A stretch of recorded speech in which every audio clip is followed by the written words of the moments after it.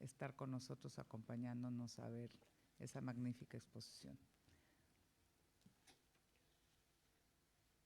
Bueno, pues muy buenas tardes, muy buenas noches. Es un gusto tenerlos aquí, es un gusto tener este gran panel. Muchísimas gracias, Juan, Monse, perdón, Juan, dos Juanes, es que son dos Juanes. Ya acabo de llegar de la Ciudad de México y ando un poco con cambios de horario. A nombre de esta institución que dirijo, la Fundación Casa de México en España, les doy la bienvenida a la segunda mesa que tendrá lugar en nuestras instalaciones en el marco del Festival Eñe, dedicado en esta ocasión a las narrativas del amor. El día de hoy tenemos la enorme fortuna de tener un panel de este calibre, como diríamos en México. Estamos muy orgullosos de tenerlos aquí con esta sala tan llena de gente que está deseosa de escucharlos. Y realmente, pues, son dos grandes gigantes, ¿no?, en la historia reciente de la literatura en español, en ambos lados del Atlántico, los dos Juanes, los tocayos. Los dos protagonistas de este encuentro no solo comparten nombres, sino también trayectorias y aficiones. Ambos son, de manera indiscutible, protagonistas estelares en el panorama cultural de México y España, y han curado o comisionado la historia reciente del periodismo y la literatura en sus respectivos países. En el caso de Juan Cruz, es conveniente recordarles que se trata de uno de los fundadores del diario El País y uno de los responsables de su identidad intelectual. Además de narrador, poeta y ensayista, ha sido editor. En última faceta nos permitió disfrutar como lectores de una época dorada de Alfaguara, editorial de la que fue director literario entre 1992 y 1998. A él se debe también el relanzamiento del Premio Alfaguara de Novela de 1998, un premio que ha contribuido de manera destacada a la circulación de las mejores obras narrativas en español durante los últimos años. Recordemos títulos como Egos Revueltos, Un oficio de locos, El oficio de editor o Por el gusto de leer, para conocer un poco de su trabajo y la trascendencia del mismo. Sobre Juan Villoro, bueno, pues nuestro mexicano por excelencia, que viene mucho a Madrid, que esperemos que vengan cada vez más seguido. ¿Qué podemos decir? Es un polígrafo en toda la extensión de la palabra. Narrador, dramaturgo, editor, traductor, ensayista, novelista y periodista literario. Es un hecho que la literatura y el periodismo mexicanos de finales del siglo XX y de principios del siglo XXI no serían lo que son sin su presencia. Al referirnos a Juan Villoro es lícito parafrasear a Terencio e indicar que nada humano le es ajeno, sobre todo si el tema le permite escribir un buen ensayo o impartir una charla memorable. Culé en España, necaxista en México, su pasión futbolera nos ha permitido disfrutar de títulos como Los 11 de la Tribu, Dios es redondo o Balón dividido. Afición que comparte con Juan Cruz y que sin duda se abordará en este encuentro. Queridos Juan Cruz y Juan Villoro, muchísimas gracias por acompañarnos en esta noche y por fortalecer junto con Festival Eñe y Fundación Casa de México los puentes que unen a nuestros dos países. Querida Monse, muchísimas gracias por moderar este gran panel y como te comentaba, nosotros somos muy cercanos a la Carlos III, admiramos mucho el trabajo que hacen y esperamos trabajar en un futuro próximo más de la mano con ustedes. Muchas gracias y bienvenidos a todos. Gracias.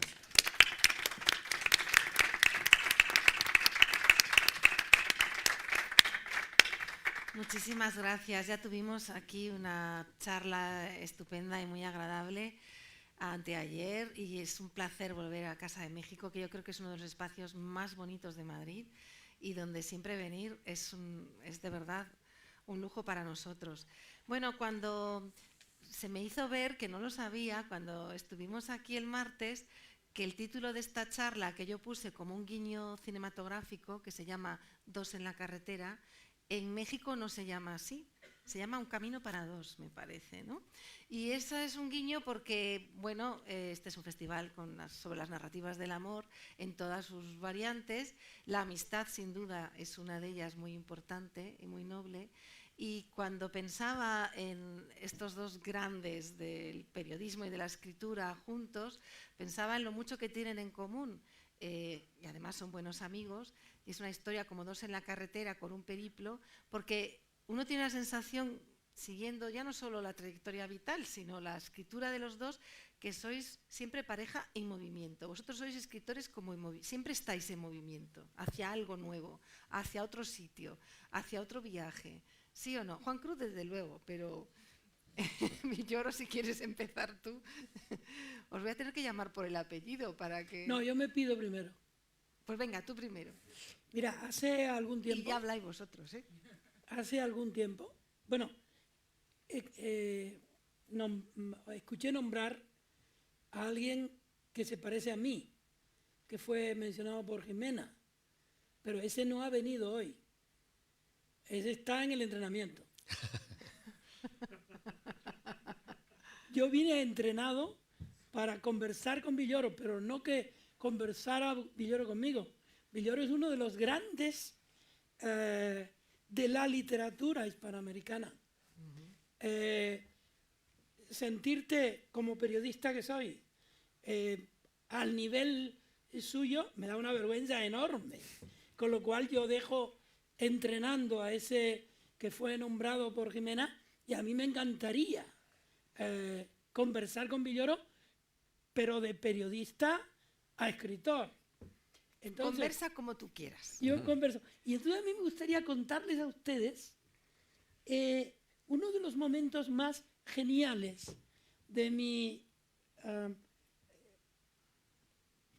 como espectador de Villoro. Juan Villoro debía tener entonces quizá 13 años menos, y estábamos esperando que él hablara sentado en una silla de la Casa de América, del Instituto Cervantes de Madrid. En aquel lugar tan solemne, él se sentó en la silla, no había ni atril, ni mesa, no había nada, nada, nada. Como diría Saramago cuando salió del avión, cuando supo que era Premio Nobel de Literatura, y salió al pasillo, y allí no había nada, nada, nada, sino él recibiendo el premio. Bueno, pues allí estábamos todos esperando que aquel hombre, que era todavía juvenil, hablara de Octavio Paz. Todos decíamos, ¿y dónde tendrá los papeles Juan Villoro? ¿Qué habrá apuntado para hablar sobre Octavio Paz? ¿De dónde sacará los elementos que configuran su conocimiento de tan gran personaje, que por cierto aquí aparece en este libro? Este es un libro maravilloso. Ustedes tienen que salir y buscarlo, aunque sean los drugstores que ya no hay. Se llama La Tierra de la Gran Promesa, y es uno de los libros más bellos y potentes que yo he leído en mucho tiempo, en mucho tiempo. Bueno, y entonces Villoro empezó a hablar, y aquello fue como si hubiera descendido el propio Octavio Paz de algún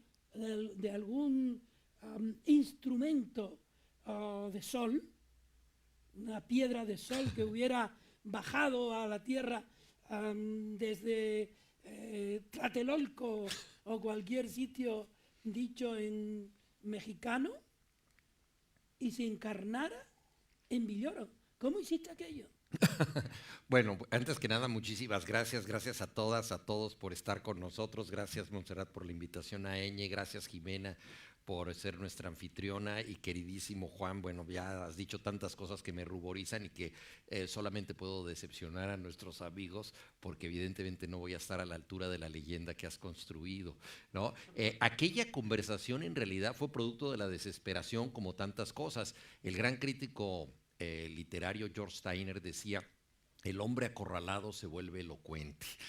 Cuando no tienes más remedio que improvisar algún relato, algunas palabras para justificar tu vida, te salen explicaciones absolutamente fantasiosas y fortuitas, ¿no? Regresas a las 12 de la mañana a tu casa en estado inconveniente y tu mujer te pregunta dónde estuviste y de pronto te conviertes en un fabulador nato y dices es que hubo trabajo hasta deshoras y no sé cuántas cosas, etcétera.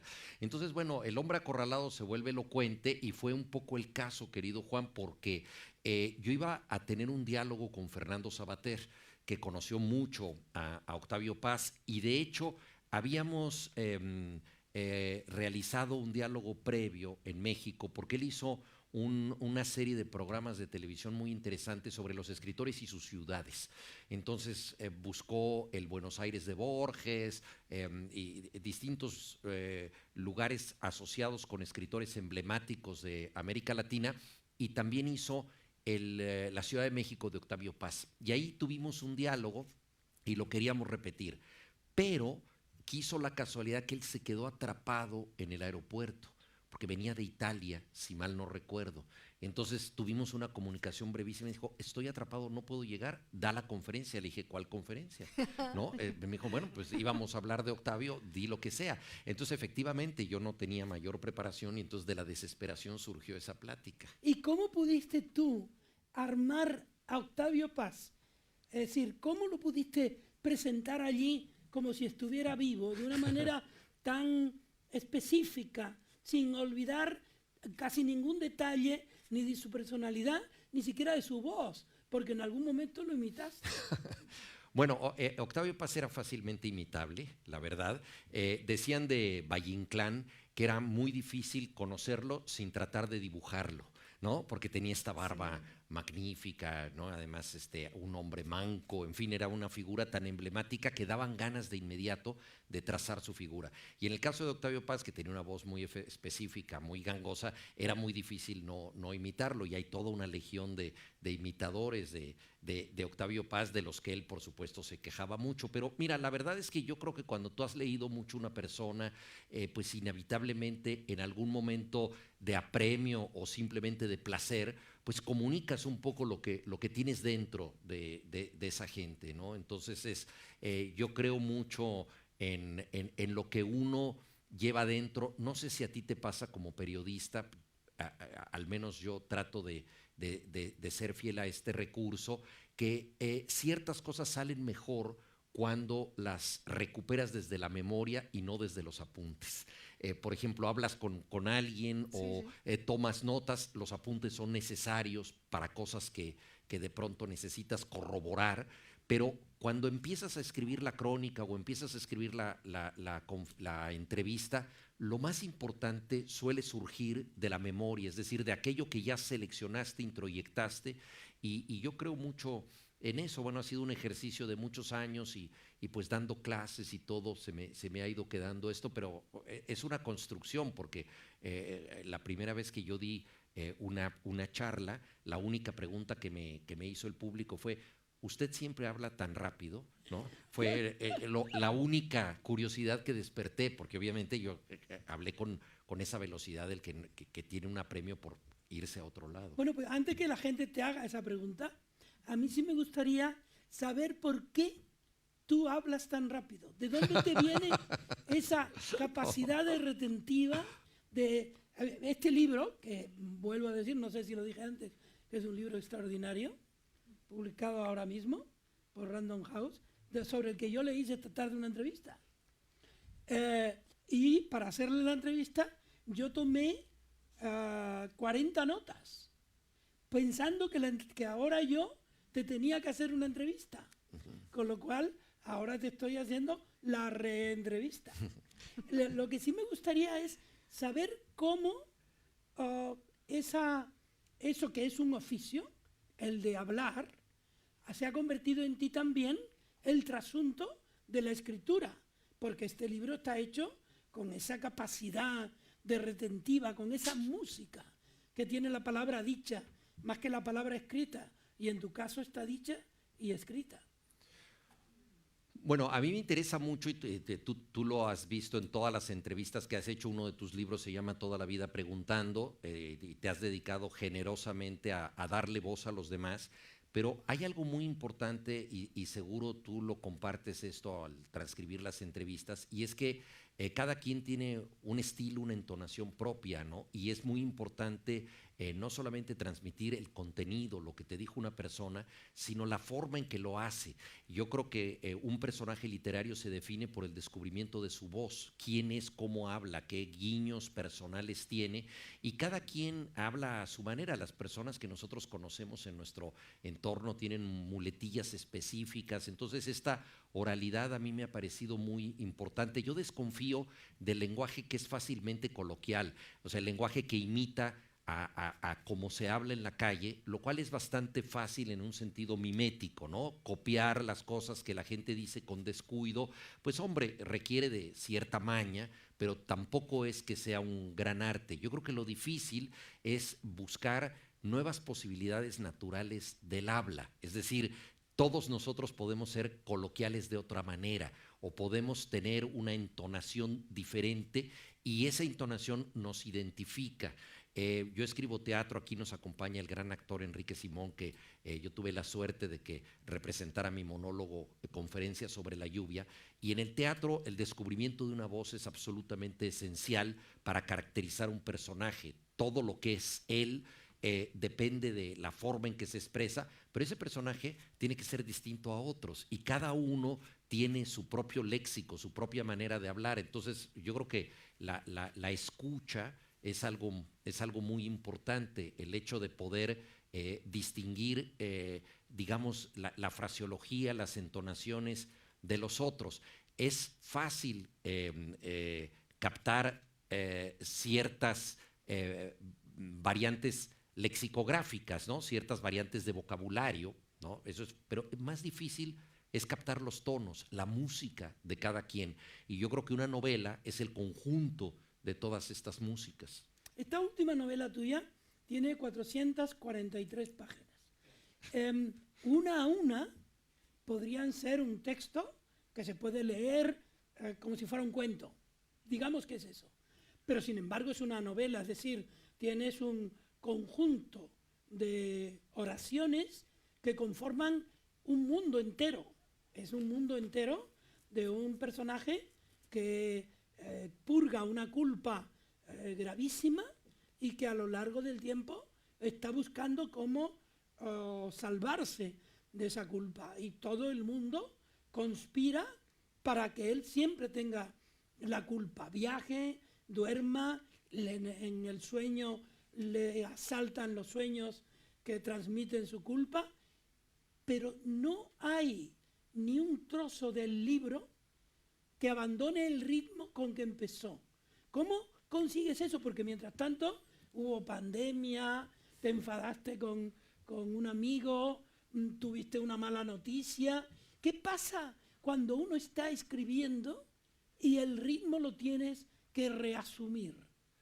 No, bueno, esa es una gran pregunta y tú mismo No es larga. al escribir novelas, lo sabes, es muy difícil mantener el ritmo porque una novela la escribes a lo largo de 3, 4, 5 años, ¿no? Es un poco como los viejos barcos balleneros, ¿no? Donde subían a bordo los tripulantes y podían estar 6 años en alta mar antes de volver a puerto y volvían transfigurados y sus propias familias también habían cambiado. Entonces la escritura de una novela es un proceso de transformación, por supuesto para los personajes, pero también para el autor que la está haciendo. Y es complejo mantener ese pulso porque es como tener una habitación en la casa, por supuesto imaginaria, donde las cosas ocurren de otro modo y a la que tienes que regresar una y otra vez para recuperar ese ritmo y establecer conectivas entre lo que pasó en el capítulo 2 y lo que pasa en el capítulo 17, algo que sucede en el capítulo 8 que va a tener repercusiones en el capítulo 22, todo ese mundo enloquecido que está en tu mente, pero que es difícil tener esa retentiva. Por supuesto, no quiero exagerar esto como si fuera una grandísima virtud, es simplemente producto del esfuerzo, ¿no? Yo creo que uno de los grandes secretos de la escritura es que el autor padezca lo suficiente para que el lector no padezca nada, Hay ¿no? un momento... Y que parezca natural todo esto que tú les estás contando y que fue producto de confusiones, desesperaciones, muchos borradores y todo, para tratar de mantener todo esto con un sentido del orden y de que todo más o menos se conecta, ¿no? Hay cosas que tú le regalas al personaje, le regalas tus músicas, José Alfredo Jiménez, los Beatles, los primeros Beatles, le regalas el agua de Vichy.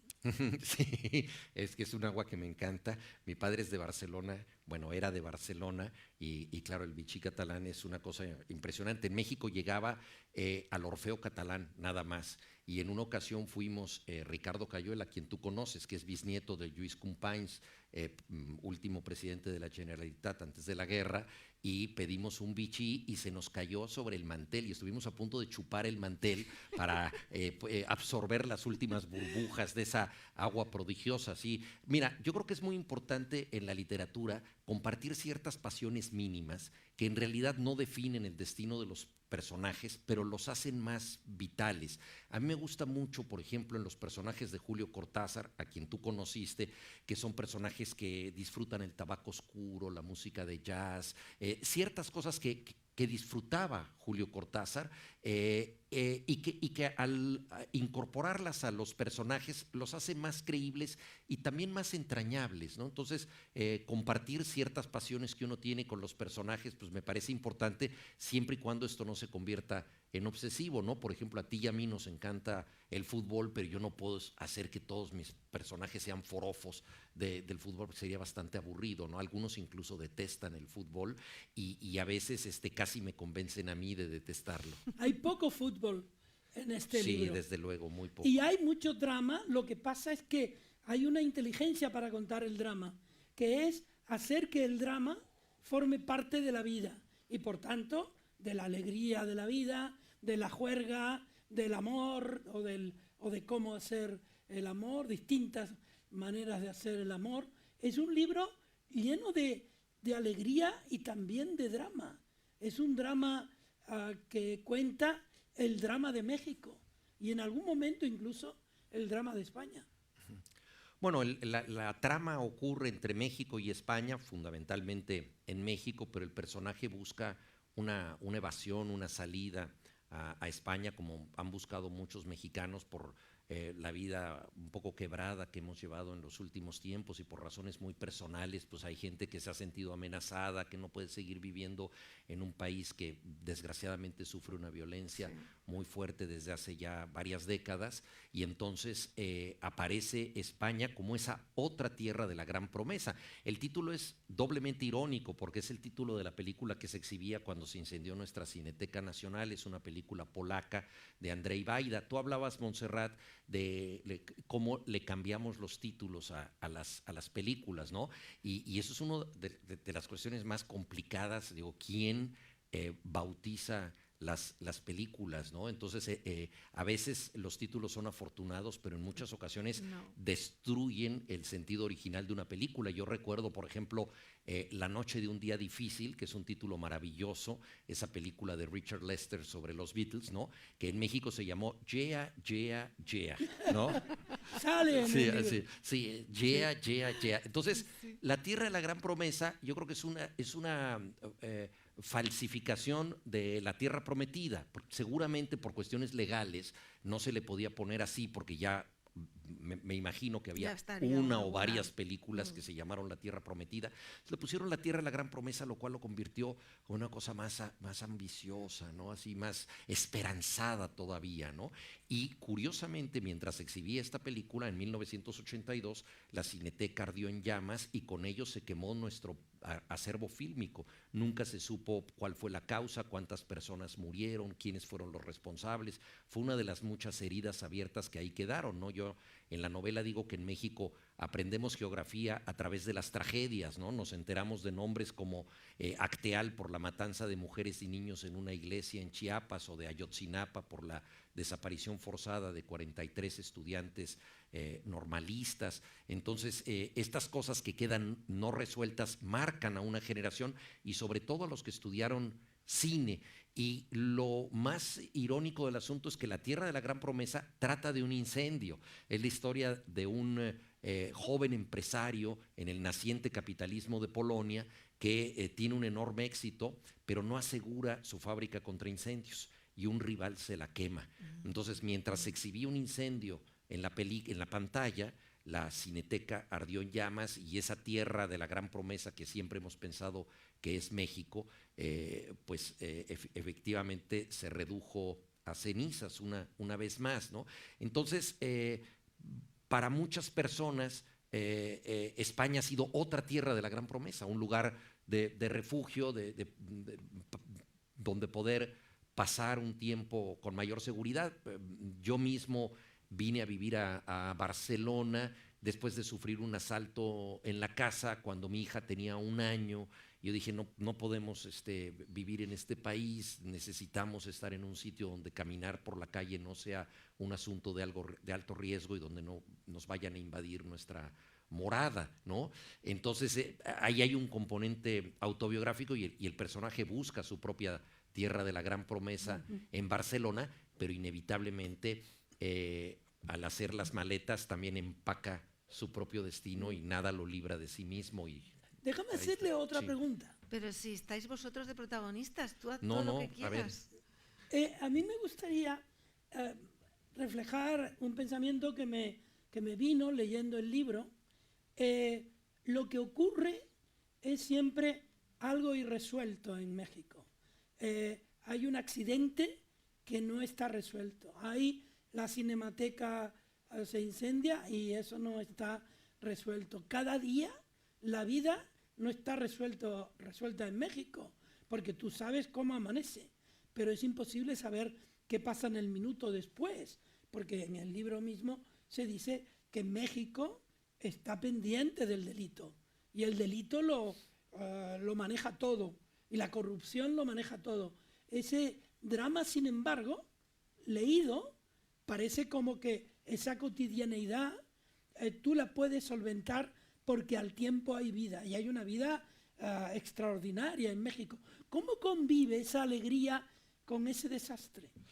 Yo creo que una de las características de la vida mexicana es la enorme energía que tiene la gente para mantener una extraordinaria vitalidad, un sentido de la fiesta, de las ceremonias, una cultura riquísima en medio de situaciones políticas, económicas y delictivas muy complejas, ¿no? Yo siempre me acuerdo de aquella frase que pronuncia Orson Welles en la película El tercer hombre, no sé si ya que mencionaste tú... ¿Cómo se llama en México? Yo creo que El tercer hombre, ahí sí. No creo que haya mayor cambio.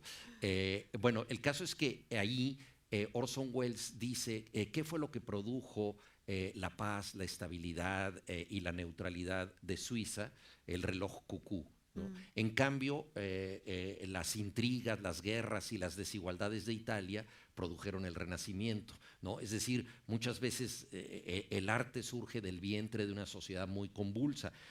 Si esto es cierto, pues a los mexicanos nos queda más remedio que ser renacentistas, porque una sociedad convulsa como la nuestra ha producido una cultura que la podemos ver aquí en Casa de México en los más distintos niveles, desde la gastronomía hasta la artesanía popular. Entonces, esta vitalidad es real y hay un sentido de la fiesta enorme y un sentido del carnaval indestructible, pero en muchas ocasiones este carnaval coexiste con la amenaza de un apocalipsis, ¿no? Entonces esa dualidad creo que está presente en la mayoría de las cosas que se escriben en México, no solamente en esta novela. Es como metafórico todo, porque mucha gente no conoció Tlatelolco, no supo lo que era Tlatelolco, pero es imposible ahora no imaginar que eso también forma parte, igual que las construcciones, los grandes edificios, los grandes hechos mexicanos, también ese hecho tan terrible forma parte de la mitología mexicana, como si fuera un cuadro. o como si fuera una película. Mira, hace un momento mencionabas algo muy importante, que hay muchas cosas que quedan pendientes, que quedan abiertas, no resueltas en la vida, no solo de México, sino de cualquier país. Y yo creo que la literatura existe para dar respuesta a eso, porque la literatura trata de lo que sucedió, pero también de lo que pudo haber sido, y de las explicaciones reales, pero también de las explicaciones conjeturales, ¿no? De lo que nosotros podemos suponerle a la realidad.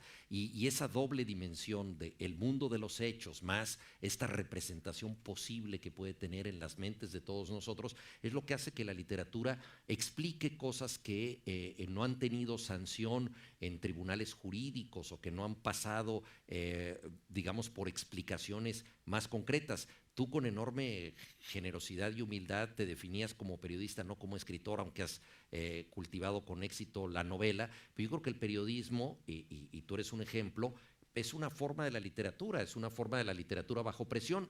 Y al hablar de Tlatelolco, pues tenemos que recordar la noche de Tlatelolco de Elena Poniatowska, que cuando recibió el premio Cervantes, ella dijo: yo ante todo soy una periodista. Sí. Y eso me parece muy importante, porque el periodismo escrito desde libros como el de Elena Poniatowska se convierte en esta gran literatura que da las explicaciones que en su momento no pudieron dar los diarios por censura, etcétera. Entonces eso me parece, y también algo muy importante, por ejemplo, ese libro es un prodigio de la escucha, ¿no?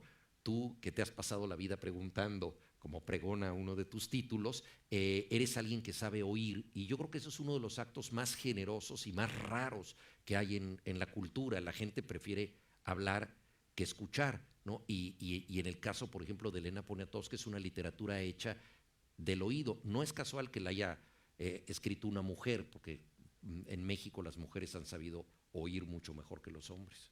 Déjame que haga México la última solo, ¿no, pregunta.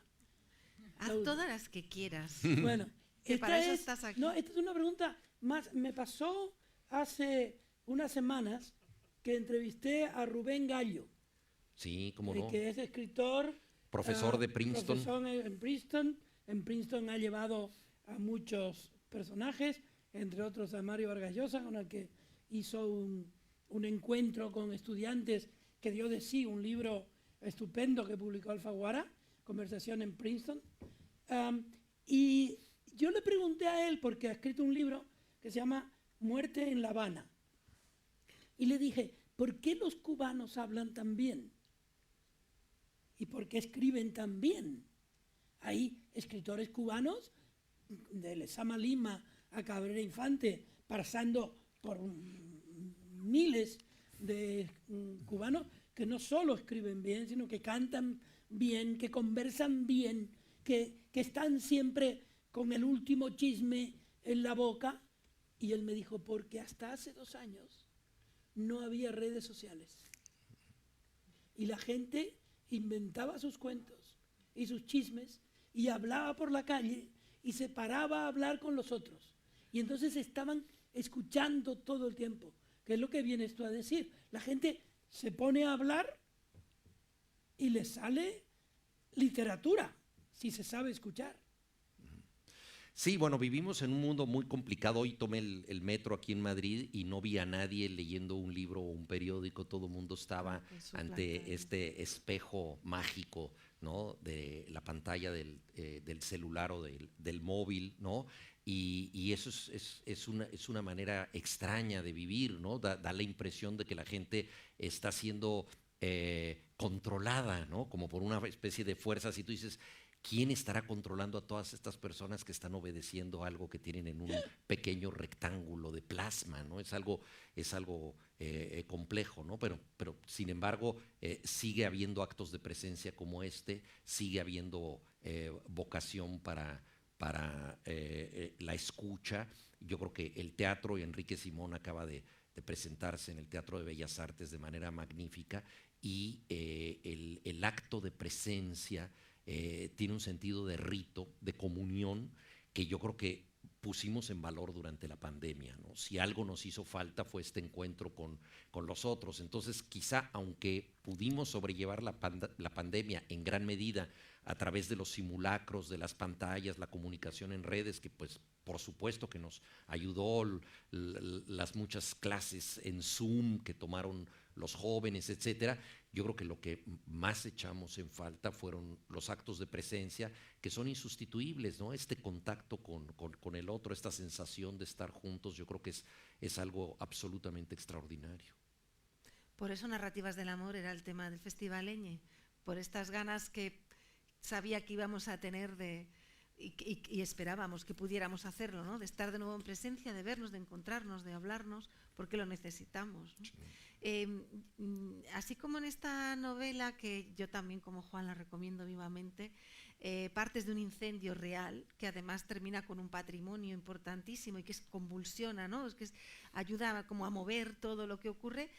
Quería referirme también a un libro anterior tuyo, es El Vértigo Horizontal, que también es extraordinario, también lo recomiendo vivamente. Juan siempre tiene razón, porque Juan ha sido un grandísimo editor, siempre tiene razón en sus lecturas. Pues vamos a añadir también esta otra, porque en El Vértigo Horizontal tú partes de alguna manera, lo atraviesa este gran terremoto, ¿no? que México sufre en 1985 y luego 2017. Sí. Y a partir de él se ve, o con él, ¿no? Toda la ciudad que se convulsiona también, pero se muestra esa belleza, esa riqueza, esa vitalidad, tu propia experiencia desde niño, ¿no? Esa infancia y hasta tu juventud, ¿no? Y la ciudad es la otra gran protagonista. Me recordaba mucho a lo que comentabas de Fernando, que ha estado en Eñe precisamente hablando también de la ciudad y de los escritores, ¿no? Entonces, yo creo que ahí no está, el México de Octavio Paz está bien, pero el México de Juan Villoro es extraordinario, ¿no? Hay mucho bueno, amor, hay algunos millones de habitantes más, ¿no? En el México que a mí me tocó, ya es una ciudad totalmente digamos, inabarcable, ¿no? En 1958 Carlos Fuentes escribió La región más transparente, que pretendía ser un mapa narrativo de toda la ciudad, con todas las clases sociales, una condensación de lo que ahí sucedía, y hoy en día pues se necesitaría todo un equipo de escritores para intentar algo equivalente, ¿no? Una de las características de la Ciudad de México es que ni siquiera sabemos cuántos habitantes tiene.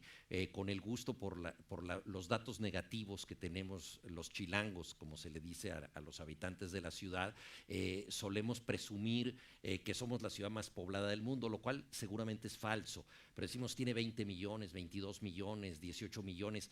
No sabemos en realidad cuántos habitantes hay distintos estudios demoscópicos y el margen de error entre uno y otro suele ser como de 2 millones, lo cual es el tamaño de una ciudad europea, ¿no? Entonces, nuestra imprecisión, ¿no?, es del tamaño de una gran ciudad europea, ¿no? Y las calles repiten los nombres de los héroes de manera obsesiva, ¿no? Hay más de 100 calles que se llaman Zapata, más de 100 calles que se llaman Carranza, más de 100 calles que se llaman Madero, en distintos barrios de la ciudad, lo cual daría para hacer unas 20 ciudades suficientemente patriotas, todas ellas, repartiendo estas calles de los héroes, ¿no?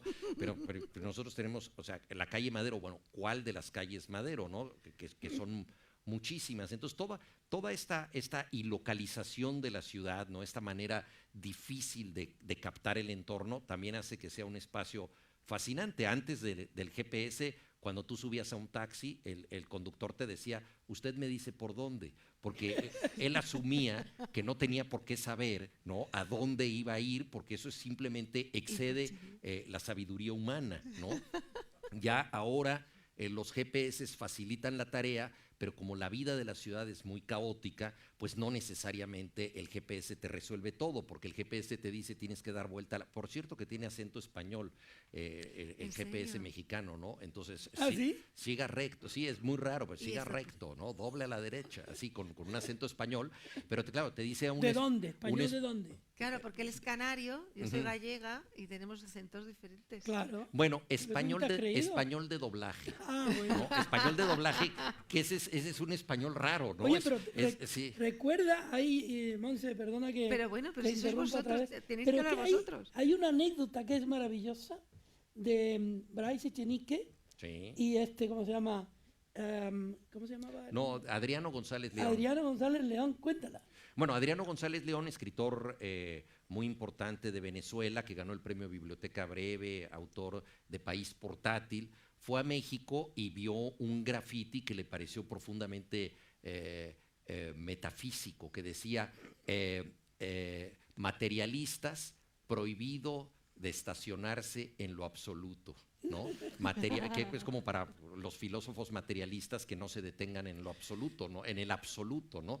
Y eso lo que quiere decir es que los camiones transportadores de materiales no se pueden detener ahí en ningún momento, ¿no? Esa es la traducción, ¿no? Pero bueno, pero sí Pero una es vez ciudad iban barroca. en un pequeño taxi, de estos que son taxis y al mismo tiempo no son taxis, iban Bryce y él por el Distrito Federal y veían todo el rato un cartel que decía Corona, la cerveza de barril embotellada. Y entonces se enfadaron con el taxista porque el taxista no sabía explicar qué significaba de barril embotellada o es de barril o embotellada. Y un día este hombre, Adriano González León, llegó a Guadalajara, México, y tomó un taxi. Y el taxista era un taxista reticente, pero era un taxista normal. Él lo encontró reticente porque cada vez que le decía, qué bonito está Guadalajara, me gusta más que el Distrito Federal, entonces el taxista le decía, cállese la boca. Es una manera de darte la razón, una manera bastante extraña. Sí. Y el pobre Adriano llegó abandonó el taxi, asustado. Claro. Y cuando llegó con los amigos, dice, me he tenido que bajar del taxi porque estaba muy... Claro, parecía que lo pero estaban pasaba lo censurando. todo Sí. el rato decía, Ajá. cállese la boca. Y es una manera Y de estar entonces, de claro, acuerdo. los demás se partieron de la risa porque era una Claro. manera de darle la razón. ¡Cállese la boca! Sí, sí, sí. Bueno, ese es, a ver, hay expresiones que son muy enfáticas, pero también otra de las características de lo mexicano, creo yo, y quizás esto se nota en las cosas que yo escribo, es la ambigüedad de los significados, ¿no? Que, por ejemplo, hay una cortesía sumamente barroca. Bueno, yo en la novela digo que México hace mucho que no es un virreinato, pero cualquier lugar de México tiene usos virreinales, ¿no? O sea, vas al negocio más pequeño y hay un príncipe ausente que es importante, que define ciertas cosas, hay un par de plebeyos que son los mozos que están sometidos a un duque provisional que anda por ahí, o sea, hay toda una estructura muy cortesana y con fórmulas de cortesía muy, muy barrocas, ¿no? Y eso en México sigue siendo muy común, ¿no? España es formalmente una monarquía, pero al menos yo en lo personal no siento que haya usos monárquicos en la mayoría de los tratos con las personas, y en México nuestros usos sí son bastante virreinales, bueno, a tal grado que un editor español en una ocasión, yo lo visité porque le iba a entregar una traducción y me dijo, qué bueno que viniste, porque fíjate que acabo de recibir una carta de México. Y la verdad es que yo le pedí a un autor que tradujera un libro de Derek Walcott, que acababa de ganar el premio Nobel, y dice, y no entiendo si acepta o rechaza. ¿No? Digo, ¿no? Y entonces yo leí la carta y para un mexicano la carta era claramente un rechazo. Lo que pasa es que lo hacía de manera tan amable que parecía que estaba elogiando la oportunidad magnífica de hacer lo que en realidad no iba a hacer, ¿no? Y esa manera también de manejar la ambivalencia que tiene que ver con estos usos tan cortesanos y de una cortesía Lo muy dices barroca. en la novela, Sí, en sí. tu tierra todos son alusiones, gestos. Yo conozco un editor mexicano que halló que su chofer le robaba y entonces lo denunció a la justicia y le dije, bueno, ya no estará en tu casa. Dice, no, hasta que no se resuelva el juicio, él sigue trabajando con nosotros. ¿Te acuerdas de eso? Sí, claro. Conozco al editor. Y yo conozco al chofer. Sí. Oye, cuando hablaba antes del vértigo horizontal, que es el libro justo anterior a tu última Sí. novela, y además has mencionado a Lenia Poniatowska y has hablado de que la mujer mexicana que sabe escuchar, ¿no? Y me ha gustado mucho ver cómo de una cultura tan extraordinaria como la mexicana, que es de las culturas más ricas del mundo, en esta vida que reconstruyes en México, tus calas, muchas de ellas son mujeres, mujeres cantantes, mujeres compositoras, mujeres artistas, porque las mujeres artistas mexicanas son maravillosas, desde Sor Juana Inés de la Cruz, ¿no? Y una que me entusiasma, como él habla de ella, es Paquita la del Barrio. Sí. Pues si nos lo quieres, porque esta verdad de Paquita la del Barrio, Si la quieres interpretar. si la quieres imitar, ¿cómo no? Yo decía si quería comentarla, ¿no? Pero seguro que eres capaz de imitarla también, ¿serás No. capaz? Yo lo escuché esta tarde cantar Paquita del Barrio. ¿En serio o te lo estás inventando? Y tú? lo grabé. ¿Sí? No, es falso. No, a ver, las mujeres, bueno, han sido muy importantes para mí. Mis padres provienen de dos entornos separatistas. Mi madre de Yucatán, que es un lugar que trató de independizarse de México durante años, hubo incluso conflictos bélicos, y mi padre de Cataluña. Entonces, no es casual que se separaran muy pronto, proviniendo De sí mismos. exactamente. ¿No? Y entonces yo crecí con mi madre y con mi hermana, ¿no? Entonces he estado siempre, bueno, más cerca del entorno de las mujeres y muy determinado por lo que dicen. Y en esta novela, pues las figuras más fuertes, más significativas, sin duda son mujeres las que entienden mejor la realidad, con menos aspavientos, con menos retórica que los hombres, pero con mucho más certeza y sobre todo con mucho más entereza.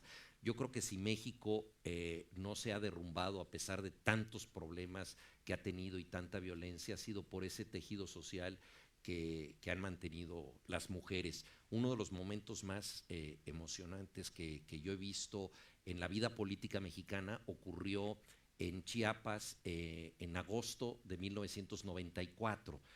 Algunos de ustedes recordarán que el 1 de enero de 1994 los zapatistas se levantaron en armas para protestar contra la entrada en vigor del Tratado de Libre Comercio. Y en agosto de ese año, los zapatistas se abrieron por primera vez a la sociedad civil y permitieron que un grupo de periodistas, activistas, Cierto. gente de distintas organizaciones, nos acercáramos a la selva Tojolabal a verlos, ¿no? Y entonces ellos, que eran realmente un ejército muy pobre, o sea, se habían levantado en armas de manera simbólica, pero muy rápidamente se convirtieron en un movimiento político. Y entonces ahí el subcomandante Marcos dio un discurso y donde dijo: les quiero presentar nuestras armas secretas, ¿no? ¿Qué es lo que ha permitido que nosotros resistamos durante tanto tiempo en la lucha? Y entonces desfilaron las mujeres, ¿no? Y que dice, este es nuestro armamento.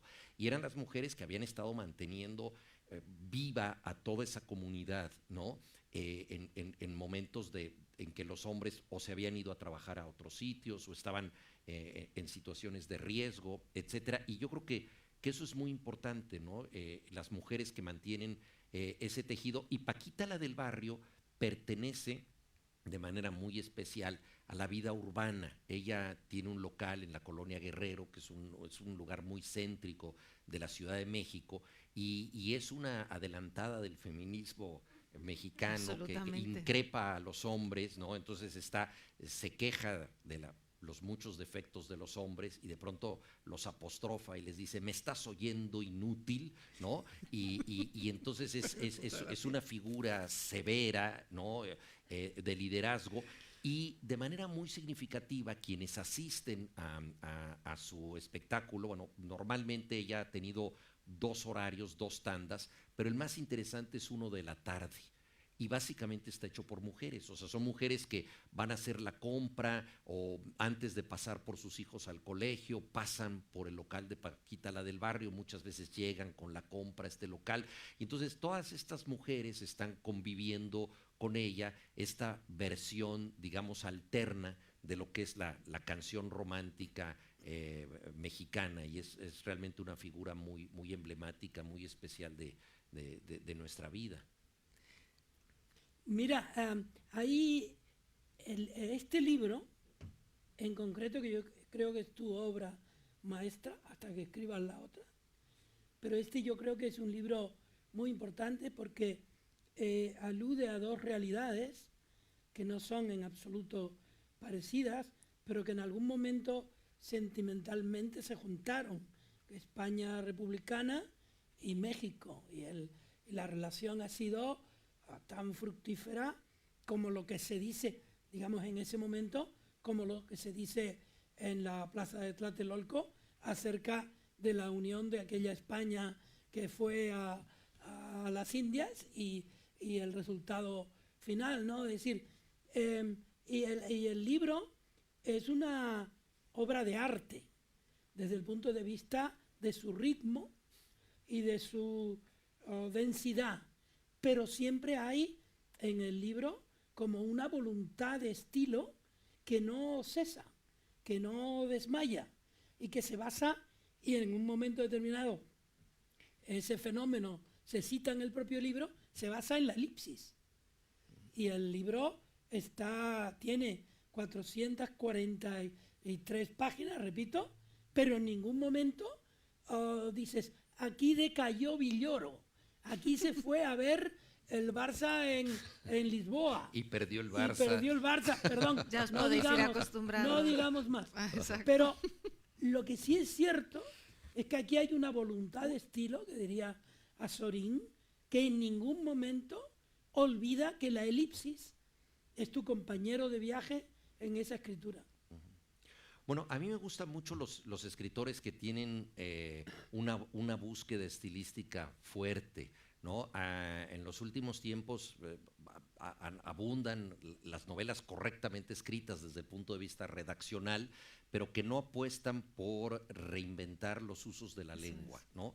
Y yo creo que una de las obligaciones del escritor es reinventar la manera en que utiliza sus herramientas. Entonces, cuando tú lees a Valle Inclán, a Gómez de la Serna, a Quevedo, o más recientemente a Javier Marías, o Juan José Millás, Soledad Puertolas, encuentras una voz que les corresponde a ellos y solo a ellos, y abres un libro por cualquier punta y sabes que tienes ese tono que es el de la reinvención de un lenguaje. Y yo creo que eso es muy importante, porque creo que la literatura es la ilusión de una lengua privada.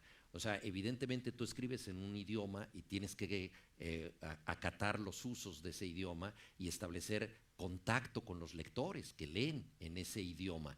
Pero la gran aportación que puede hacer un autor desde el punto de vista del estilo es crear la ilusión de que eso te lo está diciendo a ti casi en clave una persona, o sea, que te está hablando en una lengua privada, como sería la lengua de tu madre cuando tú eres pequeño y todavía no sabes hablar, y te está transmitiendo el mundo, ¿no? Te está transmitiendo algo en una clave absolutamente íntima. Entonces, pensar que la literatura nos puede poner en contacto con una lengua que solamente ahí existe de ese modo, a mí me parece formidable. Entonces, cuando yo leo a Rulfo o a Onetti o a los autores que más me gustan, pues yo disfruto tan solo en unas cuantas frases, ¿no? Este sentido de ver cómo el lenguaje revive de otro modo en esas páginas, ¿no? Ahí en tu libro también, sobre todo cuando el personaje está en Barcelona, la nostalgia de México o el recuerdo de México le lleva a expresar frases que son en todo momento definitorias de la actitud con la que se recuerda. Por ejemplo, es un exotismo pensar que México es raro para los extranjeros, es más raro para nosotros. Después, el México es kafkiano, el crimen es la nueva tradición. México, aquí estar loco es una forma de la clarividencia. Estás constantemente tratando de definir a México, el personaje, tratando de definir a México como para que esa definición lo mantenga vivo en el recuerdo, ¿no? No es un recuerdo activo, ¿no? Pero hay un momento en que la novela mira a todo el mundo. Es una novela generacional, aunque a mí no me gusta ese apodo, pero se puede decir, ¿no? Mira esta página, la página 109. El consejo resultaba innecesario, el consejo que recibiera el personaje, porque si algo los unía eran las idolatrías inmóviles. Hermosa frase, ¿no? Idolatrías inmóviles. Alberto Onofre y Manuel Manso habían sido los mejores futbolistas de México, pero sus trágicos desenlaces habían impedido que lo demostraran. La separación de los Beatles, Jane Fonda desnuda en la gravedad cero de Barbarella, el discurso de Salvador Allende en Guadalajara, la conferencia de Alberto Moravia en la Biblioteca de Ciudad Universitaria, la salida de Julio Scherer de Excelsior, el asesinato de John Lennon eran puntos dispersos que trazaban una figura inconfundible, la de una amistad de hierro. Bueno, todos nosotros yo creo que tenemos estos emblemas que nos unifican con nuestro propio pasado, pero también con ciertas personas, ¿no? ¿Dónde estabas cuando murió John Lennon, si es que tienes cierta edad para que esto suceda?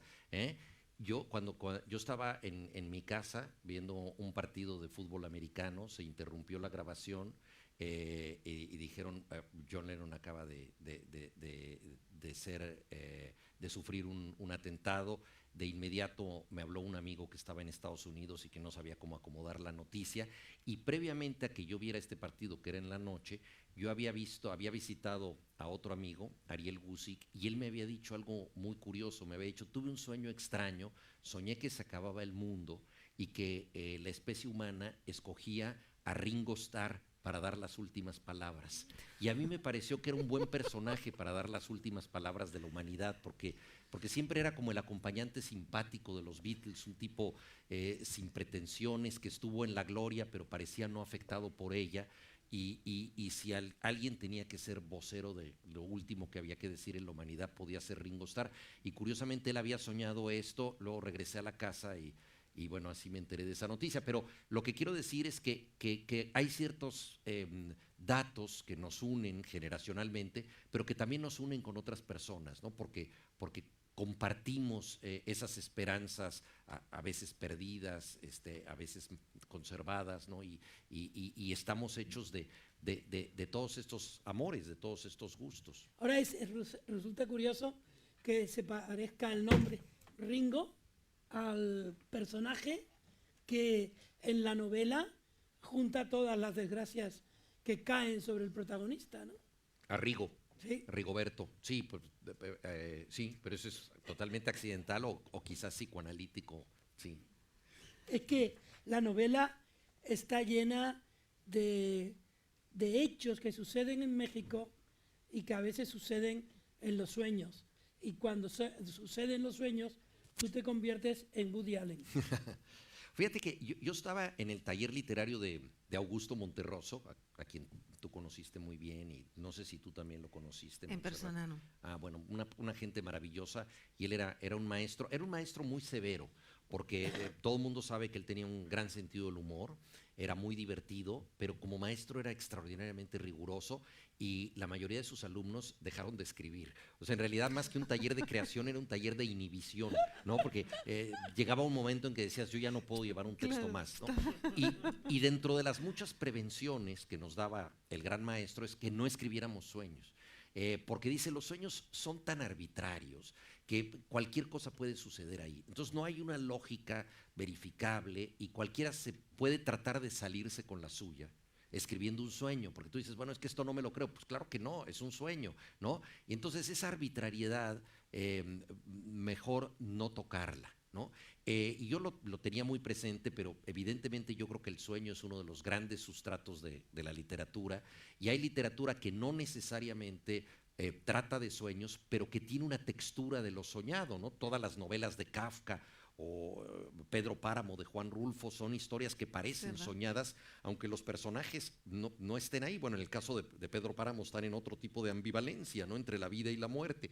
Entonces, para mí era muy importante tener esto presente porque yo quería que alguna de las revelaciones fundamentales de la novela ocurrieran en un sueño, porque los sueños tienen esta característica formidable para nosotros, que están constituidos por cosas que llevamos dentro, pero que ignoramos en la vigilia, ¿no? Es decir, nos aleccionamos a nosotros mismos a partir de lo que soñamos, y de qué manera un personaje, sin que esto sea artificial, puede descubrir algo que sabía pero tenía oculto y que solamente aparece en el sueño. Pues ese era uno de los desafíos de la novela.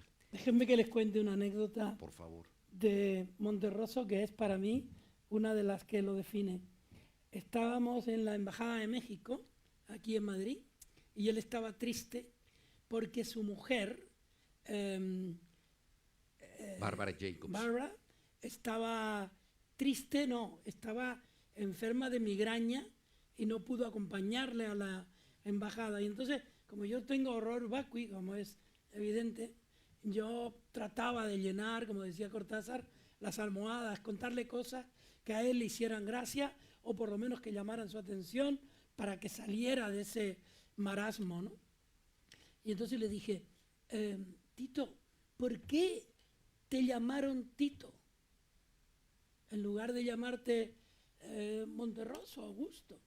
Dice, es que a mis padres les daba apuro llamarme Monterroso.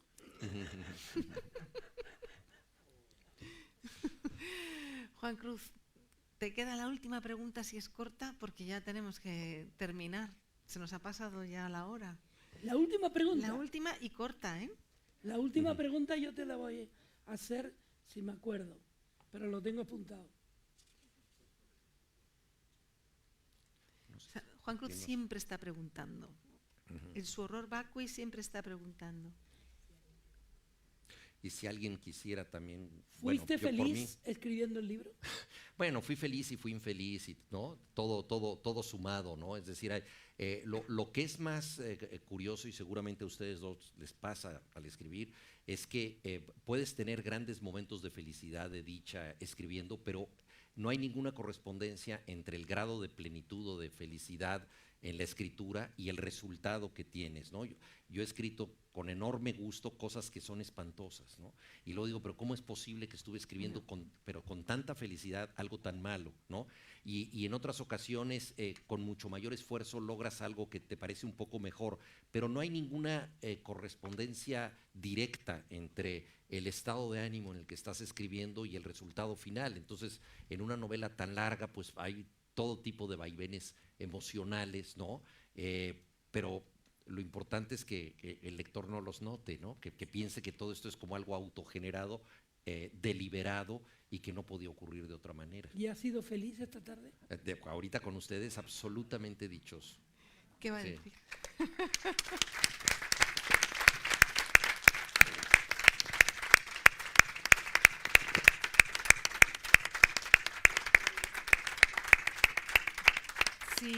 Si alguien quiere hacer alguna pregunta, parece que tenemos un poquito de tiempo de posibilidad. Que se Sí, anime. creo Yo- que hay un micrófono para, Sí, para que todo el mientras mundo se pueda anima. oír. Sí. Ahora que hablabas de la plenitud y la felicidad que tiene uno escribiendo, y que, pues en mi caso, yo que escribo cosas más bien académicas, imagínate con teoría de los polisistemas y cosas así, pues uno puede ser muy feliz, pero no sé si eso se transmite en el texto de alguna manera. ¿Alguien le apetece hacer una pregunta? No hemos conseguido que cante Cualquier como Paquita curiosidad que del barrio, tengan sobre pero- lo que sea, ¿eh? No, sí. Sí. Y si no, pues... Ujú. sí, aquí me parece en la tercera ¿Un fila. señor? Sí. Yo no es pregunta, es que a uno de los Juanes Cruz le conozco y he leído todos sus libros, y el Juan mexicano he sido feliz descubriéndote y oyéndote, gracias a los dos, a los tres. Pues ha Muchas sido muy gracias. afortunado, porque descubrir a alguien como Juan es un regalo. Gracias. Que tenga la ocasión de descubrirte, ¿no? Eso es Yo le un voy a regalo. regalar a Juan un unos versos de mi madre. A ver. Una J con primor, una U que la sostiene, una A con una N, es el nombre de mi amor. Ah, pues, amiga. Oh. Bravo, gracias.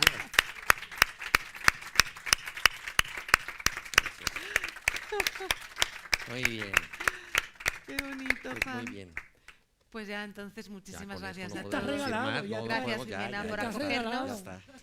Qué bien, ha sido un placer. Muchas Gracias. gracias.